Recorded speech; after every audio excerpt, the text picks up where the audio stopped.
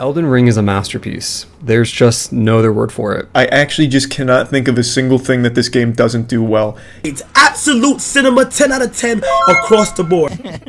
It's a masterpiece, in my opinion, from this studio. Clearly, they did something right. Games like this are far and few between. Even a 10 out of 10 doesn't feel like it does this game justice. People love the game. So I'll have to give the game a 4.2 out of 10. Not great, not impressive. Mostly. People love to make art. I spent 2 hours on this Bart Simpson for nothing. No views, I bet. Speed runs. No hit runs. Fuck, I'm dead. Next run. Fish runs. Some people have delved hundreds of hours into the deep lore of the game. But there's one thing no one has done yet. Understand the economics of Elden Ring. Dude, like, oh my god, like, can we talk about, like, the political and economic state of the world right now? Now, as someone who has a degree in economics, unemployed with a lot of time in my hands, I decided I'm going to use that time to explain the economics of the game. What is money? Now, the currency of the game are called runes.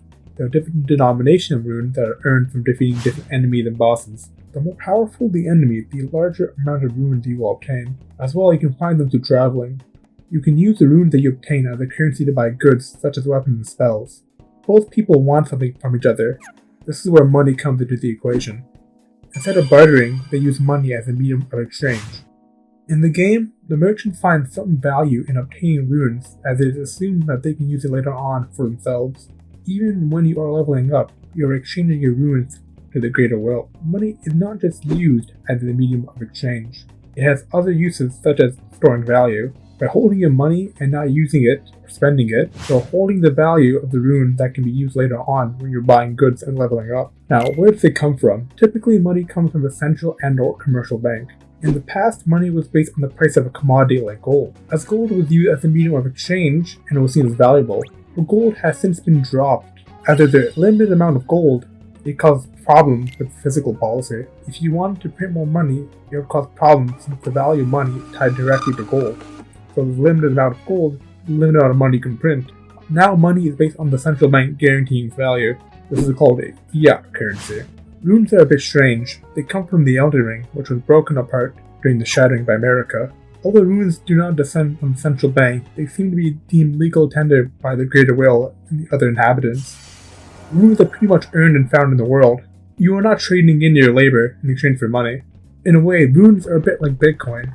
As you are mining using a machine, and eventually you are rewarded with a piece of Bitcoin. This piece of Bitcoin has a value. But the limited amount of Bitcoin, the pieces get smaller and smaller as you mine. Bitcoins are convenient like runes as they hold no weight and can easily be transferred from one person to the other. When it comes to good, the price is based on the supply and demand of its quantity. For example, there is an abundance of smithing stone that you'll obtain just by playing the game. When you go to the merchant shop to buy the lowest level smithing stone, the price will be low. This is because of the high supply and low demand. If a product has a lower supply and higher demand, it will lead to a much higher price. This is why Dragon Smithing Stone has a higher price. There are much fewer of them in the game. Now looking at this graph, you can see two lines, the demand and supply.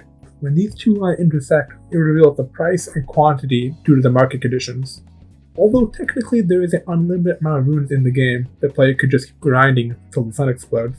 The player has a limited amount of time, therefore has a finite amount of money at any given moment. And since you can lose your runes, the player must be careful on the choices they make, on when to save and when to spend. When you are leveling up your stats, the player is making a critical decision.